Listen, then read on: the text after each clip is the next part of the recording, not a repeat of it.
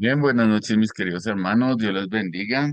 Lastimosamente, el hermano Mario se encuentra en la calle y por eso no me puedo compartir el enlace para abrirme la plataforma. Entonces, vamos a usar esta que dura 40 minutos para, pues, poder desarrollar la clase con seguridad. Ya estoy grabando, entonces, pues, por tiempo voy a dejar el, la oración. En estos momentos lo voy a hacer súper cortito. Amado Padre, te damos gracias esta noche por permitirnos ingresar a este curso de educación cristiana.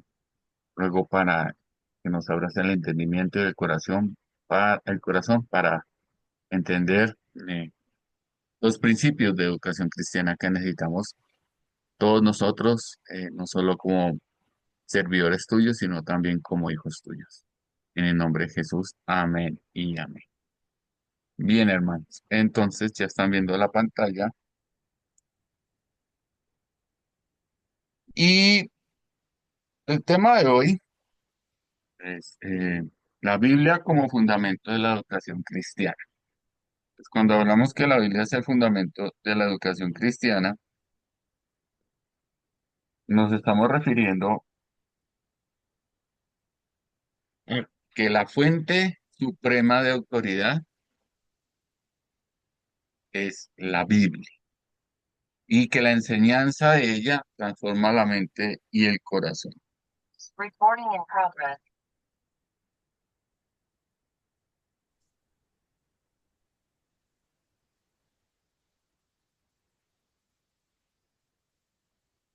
Listo. Ya eco. Listo. Ok, entonces lo primero que vamos a ver en esta noche, voy a cerrar el video de esto, es lo siguiente.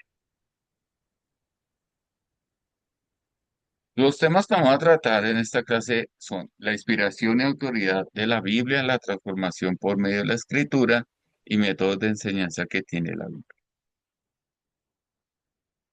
Entonces vamos por el primero, la inspiración y la autoridad de la Biblia. Entonces la Biblia, aunque lo tenemos en formato de libro, no es un libro común, es la revelación de Dios para la humanidad. Su autoridad proviene de su inspiración. Entonces nosotros ya hemos visto en clases anteriores acerca de la inspiración de la palabra de Dios. Eso también se ve en la materia que se llama teología sistemática, la vimos en análisis bíblico. ¿Por qué es tan importante recalcar esto?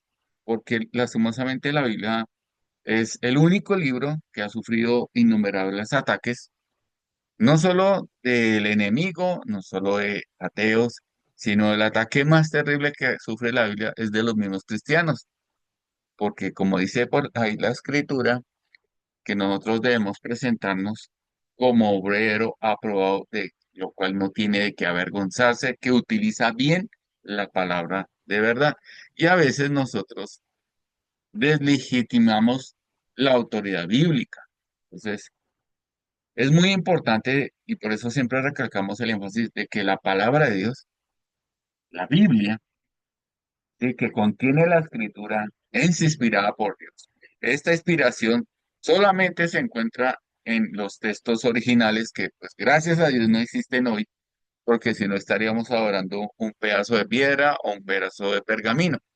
Hay copias con un error de un 3-4%, pero es muy confiable las traducciones que tenemos hoy en día, pese a los sesgos que pueden existir. Pero el mensaje no se puede cambiar ni se puede trastocar. Entonces, la Biblia tiene tres características impecablemente. Inspiración divina. Lo primero es que la Biblia no viene por voluntad humana, sino que el Espíritu Santo guía a los autores. En 2 de Pedro 1:21, el autor Pedro nos dice que la Biblia nos habla de Cristo, que los autores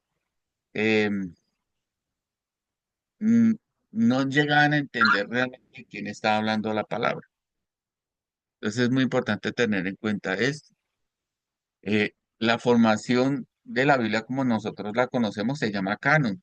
Eso es tema de otra materia, pero simplemente son las reglas que se utilizaron para decir qué libros debían colocarse dentro de la Biblia.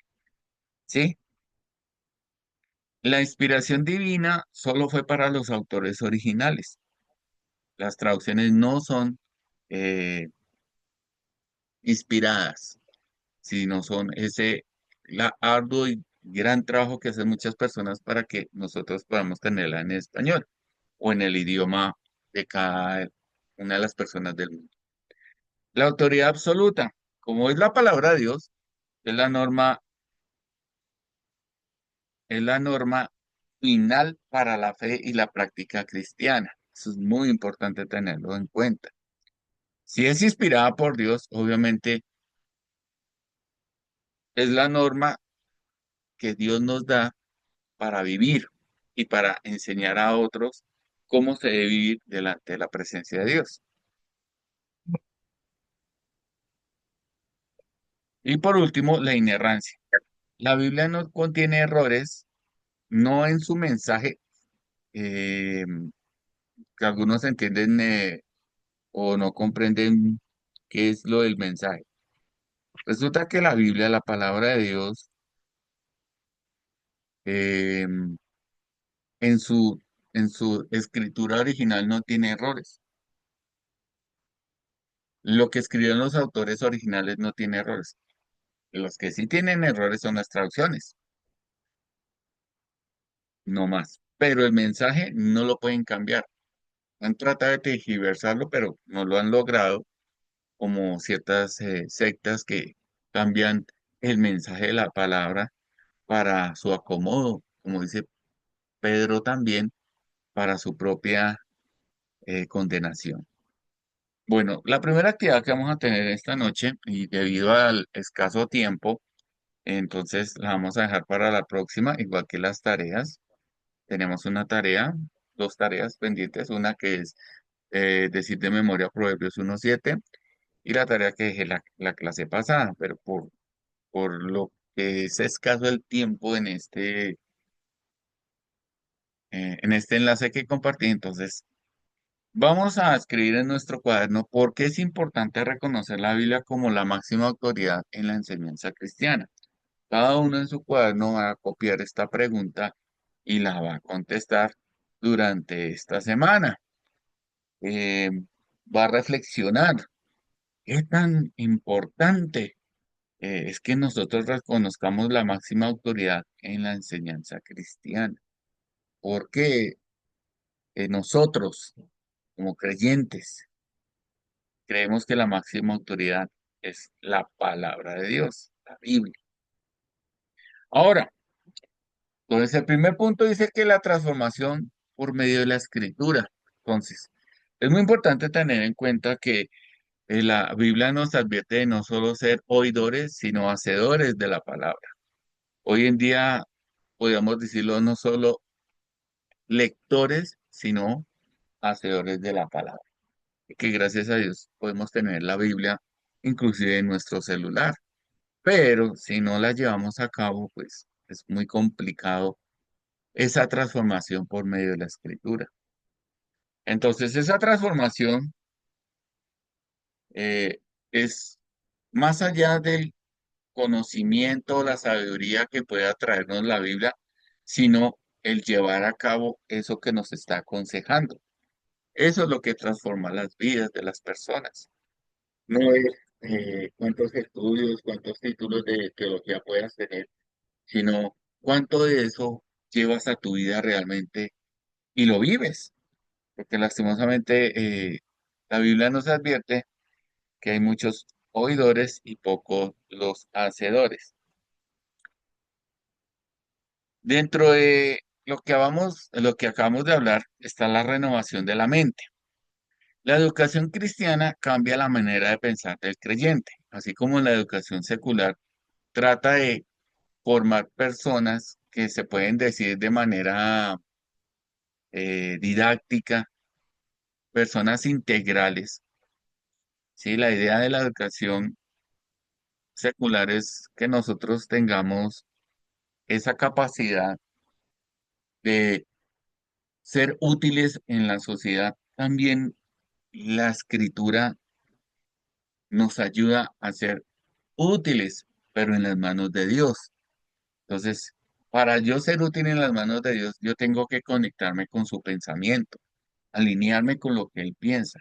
Por eso es muy importante esa renovación de la mente. Eso lo encontramos en Romanos 12:2, donde nos advierte que nosotros no debemos eh, adaptarnos al mundo, sino transformar nuestra mente a la voluntad de Dios. También ayuda a la formación del carácter, ya que nos ayuda a vivir en santidad y justicia. En el libro de Levíticos dice, con esto que les enseño es para que ustedes sepan diferenciar entre lo profano y lo sagrado. Entonces, el carácter del cristiano se forma en santidad y justicia en el sentido en que comprende la santidad y la forma en que Dios revela la justicia a través de nuestro Señor Jesucristo. Ese es el carácter que el Padre está formando en cada uno de nosotros a través de la Escritura, cuando asistimos a nuestras congregaciones y aprendemos lo que el Señor tiene para cada uno de nosotros. Entonces es muy necesario tener en cuenta esto.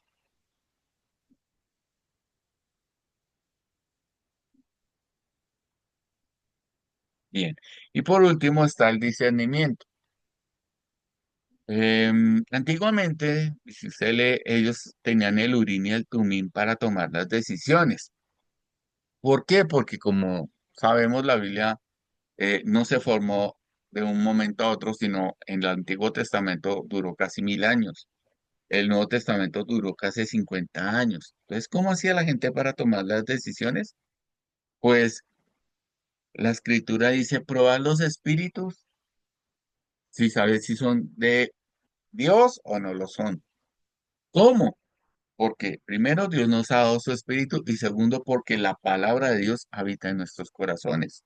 Eso dice Primera de Juan capítulo 2 y es muy importante tener en cuenta que Dios nos ha dado su espíritu y nos capacita por medio de él, la lectura de la escritura y un estudio concienzudo a comprender la verdad y tomar las decisiones correctas, aunque a veces nosotros por tercos no le hacemos caso a Dios.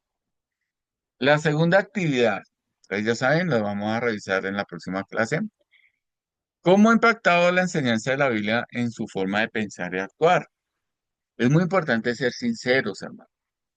Muchas personas aún hoy en día tienen ese recelo por, ¿será que Dios quiere que yo haga esto? ¿Será que Dios piensa que debo hacer esto?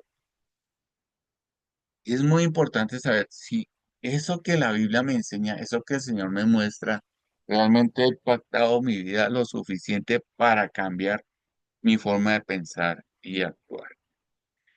Los métodos de enseñanza en la Biblia. Entonces, el tercer tema es este. Aunque usted no lo crea, Dios es maestro de maestros y es el primero en enseñarnos. Por eso cuando Él llama a sus primeros discípulos, les dice, vengan y les voy a enseñar a pescar hombres. O sea, Él les va a enseñar esos métodos que pues en ese tiempo, uno dice, funcionaban, ¿no? Todavía siguen funcionando, porque el cielo y la tierra pasarán, a las palabras de nuestro Señor Jesucristo no. Entonces, Dios utiliza distintos métodos para comunicar su mensaje a cada uno de nosotros. Aunque lo encontramos en la Biblia, ahí vemos los ejemplos de estos métodos. ¿Cuáles métodos? Entonces tenemos las parábolas, que son enseñanzas espirituales a base de una historia, como el buen samaritano que encontramos en Lucas 10:25 al 37.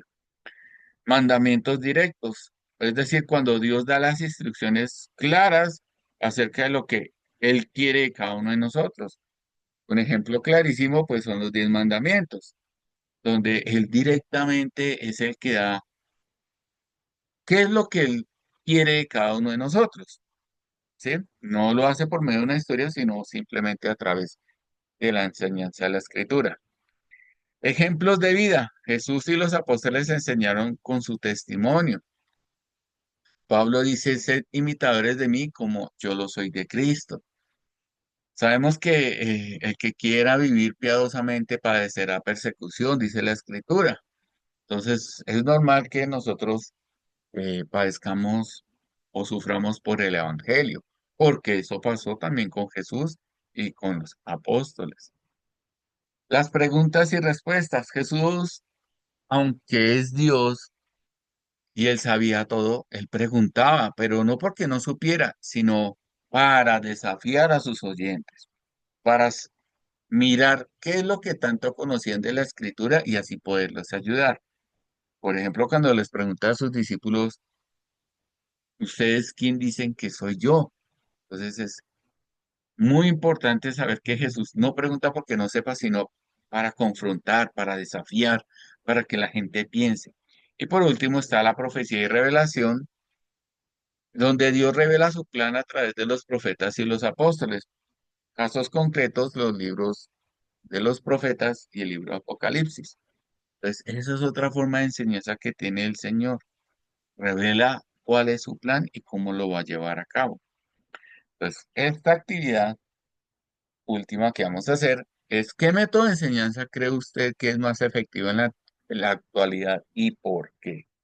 ¿Por qué creemos de esos cinco que acabo de mostrar, cuál es el más efectivo?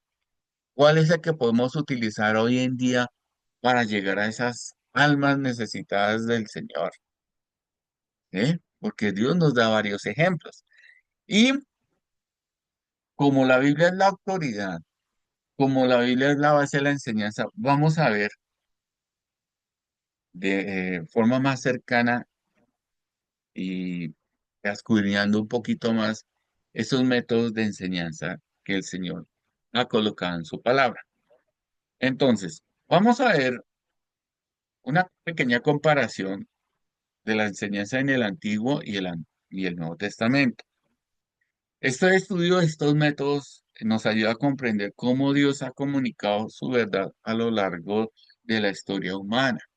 Dios nunca usa el mismo método ni con las mismas personas ni en el mismo tiempo. O sea, no repite el mismo método, sino que él cambia, como debe hacer todo docente. Todo docente debe cambiar su método de enseñanza si ve que los estudiantes no están aprendiendo.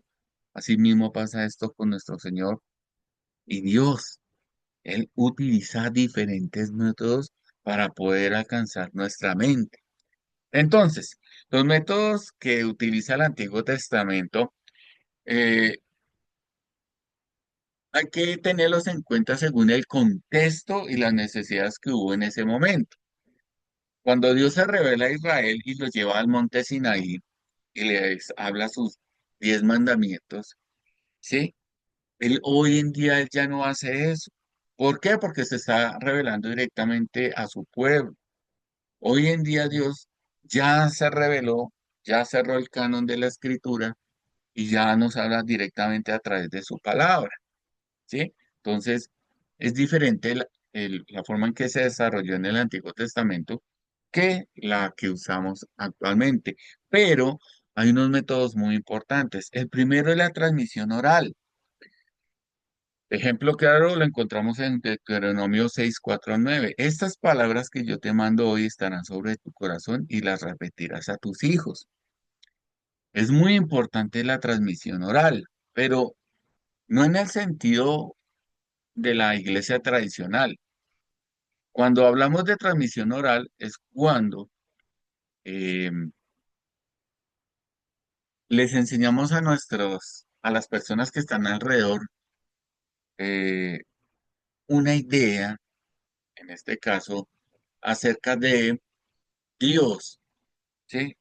Le estamos dando una transmisión oral y después nosotros la soportamos con la escritura, ¿correcto? Pero primero transmitimos la idea original a través de nuestras palabras. Así pasaba con Deuteronomio 6:4 al 9.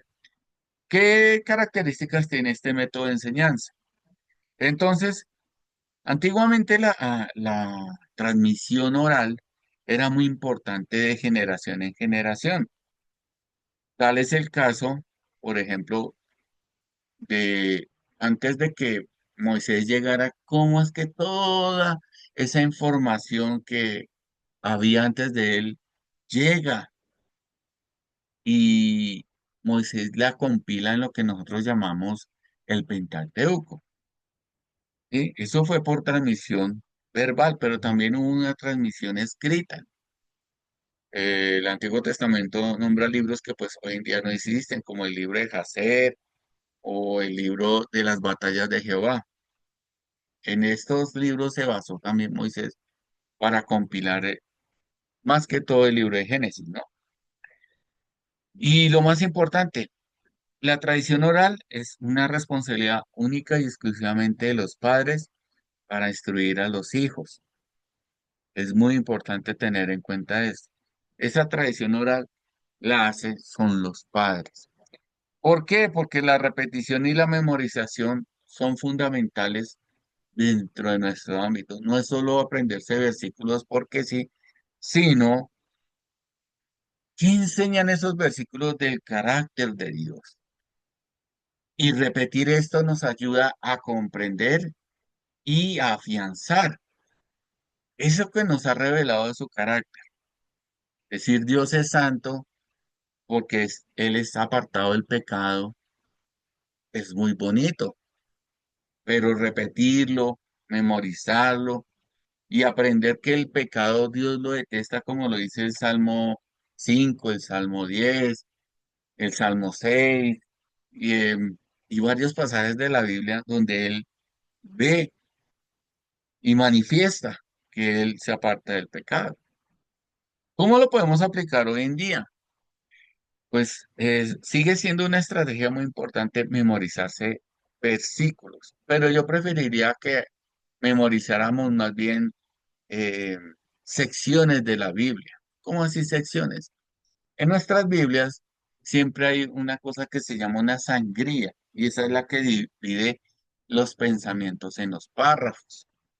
Entonces es muy importante, por ejemplo, eh, pasaje muy conocido que nosotros utilizamos muchas veces es todo lo puedo en Cristo que me fortalece. Pero antes, Pablo está diciendo, yo sé vivir en necesidad y sé vivir en abundancia, ¿sí?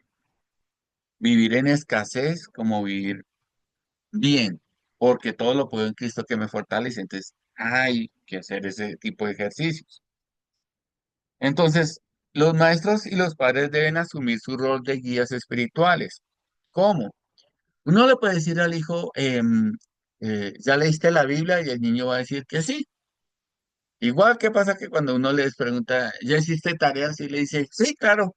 Y cuando llega el final de periodo va perdiendo hasta recreo. No es eso. Asumir nuestro rol de guías es preguntarle, ¿y qué leíste? ¿Qué entendiste? ¿Qué se te dificultó? ¿Quieres que volvamos a leerlo?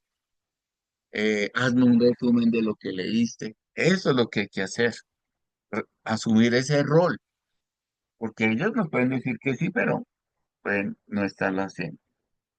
Entonces, no, este ya lo hicimos. El simbolismo y objetos visuales. Por ejemplo, la Pascua judía era para que los niños preguntaran, ¿y esto para qué sirve? Entonces, Dios ya sabía que la gente iba a preguntar qué era lo que estaban haciendo. Entonces, Él dice, vosotros responderéis, es la víctima de la Pascua de Jehová. Ahí vemos varios hijos que preguntan, ¿por qué hacemos esto? Esto, ¿por qué se hace así y no así? Eso es muy importante tenerlo en cuenta. Entonces, ese simbolismo de los objetos que Dios deja, es importante tenerlos en cuenta. ¿Por qué nosotros celebramos la cena del Señor? ¿Por qué la gente cuando se bautiza tiene que meterse toda dentro del agua? Ah, bueno, ¿sí? Dios es excelente usando símbolos, corderos, sangre, correas, martillos. inclusive con plantas, pues, se debe entender. ¿Para qué? Los símbolos son muy importantes porque nos ayudan a recordar un mensaje. Aunque usted no lo crea, un niño cuando aprende a leer, lo que aprende es a entender y a memorizar un símbolo. Por eso cuando él va por la calle y ve un letrero, él no está leyendo las letras, él asimila lo que dice ese letrero. Él ya sabe que es McDonald's, em, Kentucky Fried Chicken, aunque él no sabe leer todavía, pero asocia esos símbolos con figuras. Por eso usted ve que colocan I de iglesia. Ah, bueno, porque puede asimilar más fácil y recordar el mensaje. Las festividades de la palabra de Dios y sus rituales eran una forma visual para la enseñanza.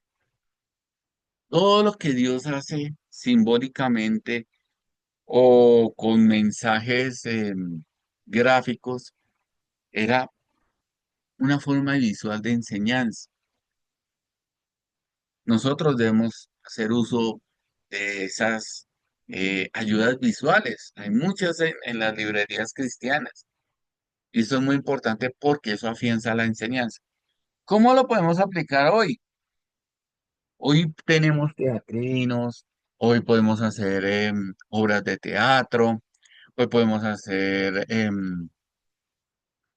presentaciones en PowerPoint, con dibujos.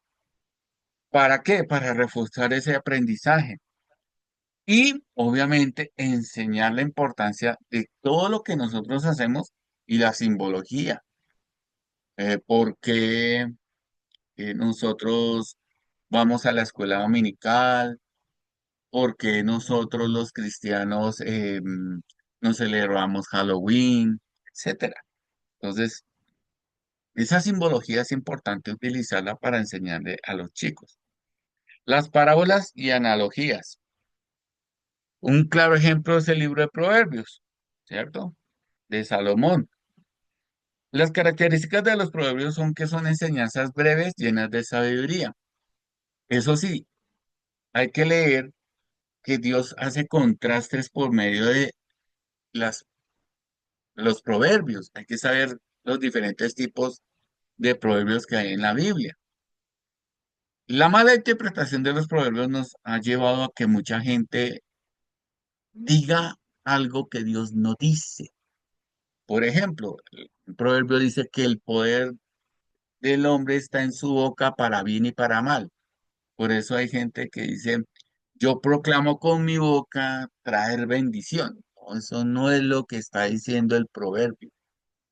El proverbio lo que está diciendo es que muchas veces nosotros con lo que hablamos, así como cuando uno está en un juicio, lo pueden condenar por lo que está diciendo o puede salir absuelto. A eso se refiere. Entonces, esas enseñanzas al ser tan breves, hay que entenderlas de acuerdo al contexto histórico en que fueron hechas. ¿Ok? Usan comparaciones de la vida cotidiana para transmitir principios divinos. Si usted lee cualquier proverbio, dice, como el cerdo vuelve al barro y el perro al vómito. Y eso es algo que es real, que es cotidiano, que se puede ver, ¿sí? Es más fácil asimilar este tipo de enseñanza. Lo otro, ¿cómo podemos aplicarlo? La Biblia está llena de historias y analogías que nos ayudan a entender mejor el mensaje. Por ejemplo, en el libro de Gálatas, Pablo usa una analogía entre la diferencia entre la persona que vive bajo la ley y la persona que vive bajo la gracia. Él usa la analogía de Agar y Sara. ¿Y para qué? Para que los oyentes de Gálatas pudieran comprender mejor el mensaje que les está dando Pablo. Y al relacionar las verdades bíblicas con experiencias prácticas. En un curso que tomé sobre predicación expositiva, al final nos vendían un libro que se llama 500 anécdotas bíblicas, sea, si a usted no tiene anécdotas bíblicas, hay libros que le enseñan anécdotas para poder relacionar verdades bíblicas con experiencias prácticas. ¿Sí? Por ejemplo, cuando uno se sube al cine y se le olvida la tarjeta de Transmilenio y usted empieza a decir, ay, ¿alguien me puede vender un pasaje? ¿Sí? Entonces, ¿cómo puedo relacionar eso que me pasó con una experiencia bíblica? Por ejemplo, las vírgenes insensatas se quedaron sin el aceite y se quedaron por fuera. Así me pasó a mí. Por no llevar la tarjeta de Transmilenio, no me pude ir en el sitio. Más o menos así es lo que uno tiene que hacer con las verdades bíblicas. Profecías y advertencias. Claro, está el alfarero y el barro. Como el alfarero en la mano, como el barro en la mano del alfarero, así sois vosotros en mi mano, caso de Israel. Dios está diciéndole a Jeremías a través de esta enseñanza que él iba a destruir de cierta manera el orgullo de Israel para poder hacer de él una mejor nación. Las características de estas es que se usan, o Dios usaba en el Antiguo Testamento, visiones, ilustraciones y acciones simbólicas para advertir y guiar al pueblo. Uno de los más grandes profetas que tienen simbolismo es Ezequiel. Él tiene que dormir hacia un lado, tiene que cocinar con unas cosas, tiene que afeitarse de tal manera, vestirse de tal manera. Y era para advertir al pueblo que estaba alrededor de él. Otra característica muy importante es que aunque ellos hacían estas dramatizaciones, esas dramatizaciones tenían que ver con el mensaje, no como hoy en día, que a veces las dramatizaciones no tienen nada que ver con el mensaje que está en la palabra de Dios. ¿Cómo se aplica hoy en día? Las ilustraciones de ejemplos en la vida real son muy importantes. ¿Por qué? Como fue el caso que les dije, se me olvidó la tarjeta de SIP, ¿sí? Es muy importante. Los actos simbólicos refuerzan la enseñanza. ¿Por qué el profesor hoy se vino vestido de negro? Sí, entonces, para enseñar que el negro, si yo apago la luz, no me voy a ver. Asimismo, eh, el mal no se deja ver, etcétera, etcétera. Hacer actos simbólicos es muy importante. En el Nuevo Testamento, el maestro de maestros toma un enfoque más personal y participativo. En el Antiguo Testamento Dios daba el simbolismo, pero solamente el profeta lo hacía. Pero en el Nuevo Testamento Jesús hace partícipes a las personas. ¿Para qué? Para que se centre en la revelación de Dios y en la aplicación de la práctica de la verdad. Entonces, Jesús utiliza las parábolas y las historias. Por ejemplo, el hijo pródigo. Un hombre tenía dos hijos y el menor de ellos dijo a su padre, Padre, dame la parte de los bienes que me corresponde.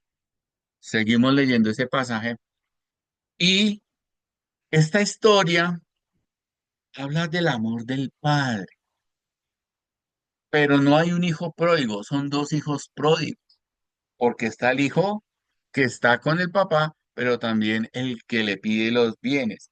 Ese que le pide los bienes, ¿por qué se los pide? Porque quería que el papá se muriera, porque la única forma de heredar los bienes es cuando uno se muere. Y él quería la muerte de su papá para poder disfrutar de los bienes. Y la Biblia dice que no puedo desear la muerte de mis padres porque estaría bajo maldición. Y en sí, eso hacía que la gente que escuchara a Jesús entendiera mejor el mensaje. Estas parábolas tienen un significado tanto espiritual como cotidiano. Se usaban no solo en la época de Jesús, sino todavía se pueden utilizar ese tipo de parábolas. ¿Dónde las encuentro? En esas anécdotas para predicar. Son muy buenas. Inclusive hay chistes que sirven como anécdotas. Narrar historias hace más dinámica la enseñanza. El uso de parábolas para explicar principios bíblicos es muy importante aprender a manejar, porque lastimosamente nosotros solo que creemos que las parábolas son las que están ahí escritas, ¿no? Nosotros también podemos manejar este método de enseñanza. Preguntas y respuestas. ¿Quién dicen los hombres que es el Hijo del Hombre? Una pregunta que hace Jesús. ¿Para qué lo usaba Jesús? Para provocar reflexión y autoconocimiento. Llega y le dice un maestro de la ley, ¿y quién es mi prójimo? Jesús llega y le da una parábola y le dice, ¿entendió? Ah, hay una reflexión, un reconocimiento. Fomenta el diálogo en vez de solo transmitir información. Cuando usted utiliza este método de preguntas, hay una comunicación. Usted puede resolver qué hay en el corazón de las personas. Hacer preguntas abiertas es muy importante porque eso nos ayuda a revelar qué es lo que hay en el corazón de las personas. Conocer cómo razona la gente, cómo está entendiendo el mensaje de la Biblia. Muy importante eso. Los milagros y las acciones prácticas. Jesús sana a un ciego y dice, mientras estoy en el mundo, soy la luz del mundo. Enseñar es algo más que transmitir una información, sino también mostrarla con hechos. Amarás a tu prójimo como a ti mismo. ¿Quién es mi prójimo? Pues cualquiera que está alrededor, así no sea de mi misma religión, yo puedo ayudarlo. ¿Qué otra? Los milagros confirmaban la enseñanza y mostraban el poder de Dios. Obviamente hoy en día nosotros no hacemos milagros, pero sí confiamos en el poder de Dios. Enseñar con el ejemplo es el mejor testimonio y mejor tablero que existe. Mostrar en mi vida el poder transformador de Cristo es muy importante. Lastimosamente, a veces somos muy buenos para transmitir, pero no para dar ejemplo. Bien, hermanos, me queda menos de un minuto. Entonces, por ahora vamos a dejar así la clase de hoy. Yo la voy a subir para que puedan copiar las actividades que tienen que hacer. La próxima clase, espero que el hermano Mario Picón esté en la calle. Vamos a terminar este tema y continuar con el siguiente acerca de los métodos de enseñanza, ¿sí? Para que podamos pues cubrir que nos faltó el día de hoy. Muchas gracias, mis hermanos. Yo creo que no demoren en sacarnos. Dios les bendiga y ya saben, hasta una próxima oportunidad. Yo creo que por a las 8 ya está, 8:30 ya está esto subido. Dios les Gracias, bendiga. Manuel. Chao. En Facebook, Chao. mamá. En Facebook. Luego.